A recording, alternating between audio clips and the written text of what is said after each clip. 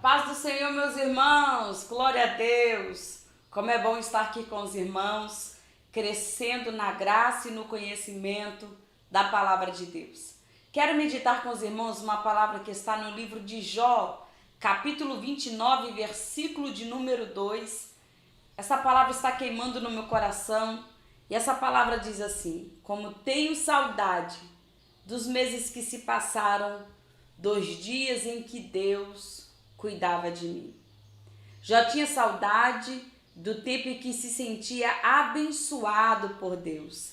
Na verdade, já tinha saudade da bênção de Deus que tinha ficado para trás. Parte desse sentimento que Jó sentia vinha de uma má compreensão da natureza de Deus.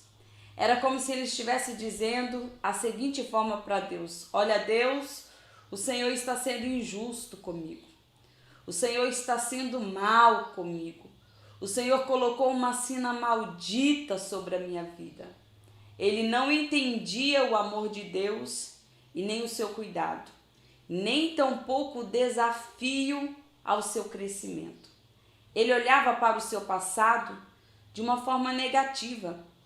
E você? De que forma você tem olhado para o seu passado? Quando nós olhamos para a palavra de Deus, nós vamos encontrar um outro exemplo de olhar para o passado de forma negativa. Esse exemplo está lá no povo do deserto, lá na caminhada em que eles fizeram no deserto. A Bíblia diz que enquanto uns choravam a perda das cebolas do Egito, outros celebravam o pão que caiu do céu.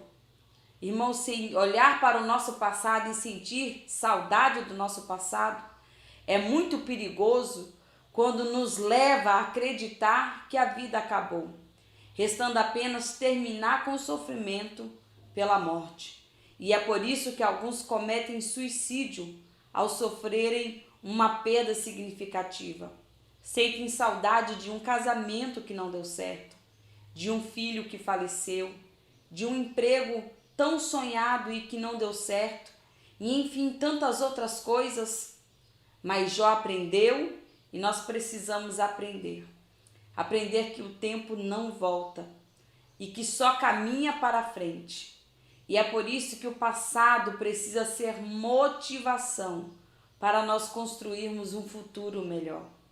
E quando nós olhamos para o nosso passado, existem duas formas de olhar para ele. Uma forma positiva e uma negativa. Negativa é quando nós vivemos lamentando as oportunidades que se perderam, as escolhas erradas que nós fizemos. É quando nós lamentamos e não conseguimos caminhar em direção a um futuro, porque ficamos presos no nosso passado.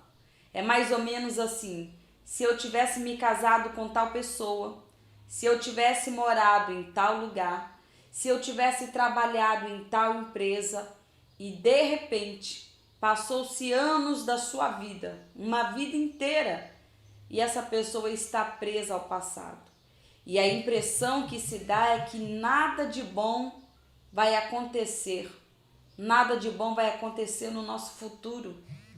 A forma positiva de olharmos para o nosso passado é quando ele nos ajuda a construir nossa identidade. É quando nos dá alicerce para edificarmos o nosso futuro. Quando nós olhamos para a palavra de Deus, para a Bíblia, nós vamos encontrar diferentes atitudes com relação ao passado. E elas fazem toda a diferença entre os que pararam no meio da jornada e entre os que caminharam. O primeiro exemplo está na construção do segundo templo do povo de Israel.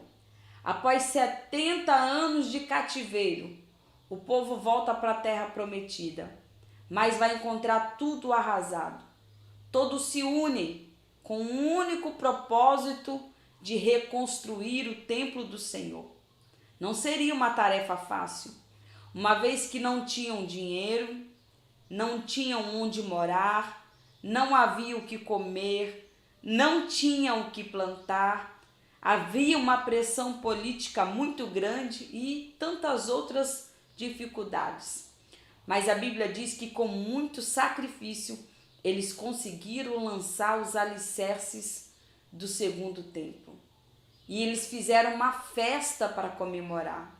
E enquanto eles celebravam, alguns gritavam, louvando a Deus, engrandecendo a Deus e diziam: bendito seja o Senhor que nos permitiu lançar o alicerce do templo.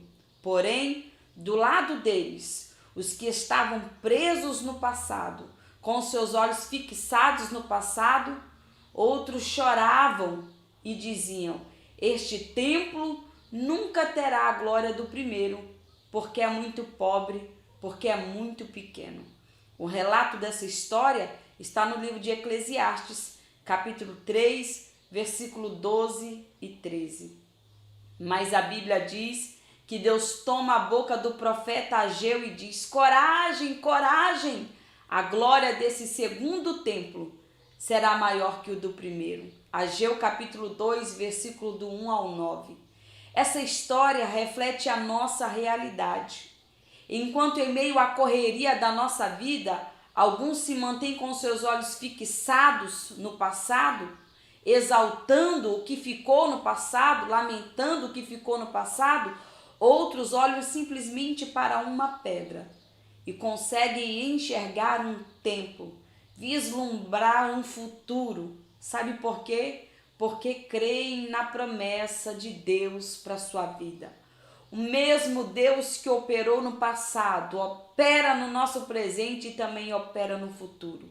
Você precisa continuar crendo. Pode olhar para o seu passado, lembrar do seu passado, sim, mas continuar crendo que o mesmo Deus tem poder de fazer no seu futuro e operar no seu presente. Amém? Eu quero orar por você. Pai, em nome de Jesus, nesse momento, ó Deus, eu quero orar pela vida do meu irmão, que ouviu a tua palavra. Eu sei, Senhor, que nós estamos vivendo uma triste realidade, onde a maioria das pessoas tem vivido uma vida presa no passado. Lembrando do tempo em que viviam, Senhor, bonanças, do tempo em que eram prósperos, do tempo em que talvez dissesse como Jó, do tempo em que se sentiam abençoados. Porque não acredita mais que o Senhor é um Deus que tem poder de mudar a história da sua vida, de restituir tudo que se perdeu, de, ó Pai querido, abrir porta onde não tem porta. Ó Senhor, em nome de Jesus, eu sei que o Senhor é um Deus poderoso e eu creio nas promessas do Senhor para a minha vida. E eu oro para que o Senhor tire a incredulidade do coração dos meus irmãos, para que eles creiam na promessa do Senhor para a sua vida. Que o Senhor é um Deus que ainda opera nos nossos dias, de que o Senhor é um Deus poderoso para fazer também no futuro deles e também no seu presente. Assim, Senhor, abençoando como foi no seu passado. Ó Deus, em nome de Jesus, traz à existência a promessa que estão sobre a vida deles. Abre as portas que estão fechadas, Senhor. Em nome de Jesus, ajuda eles a crer no poder que há no teu santo nome, a depositarem a sua fé e a sua confiança nas promessas que o Senhor fez sobre a vida deles, ó Pai. Em nome de Jesus, toda tristeza, toda angústia, toda raiz de amargura, arranca desse coração agora, Pai. Pela tua palavra, assim eu oro e eu profetizo sobre a vida dos meus irmãos agora, Senhor. Em nome de Jesus. Amém, meus irmãos? Creia na promessa do Senhor. Deus abençoe.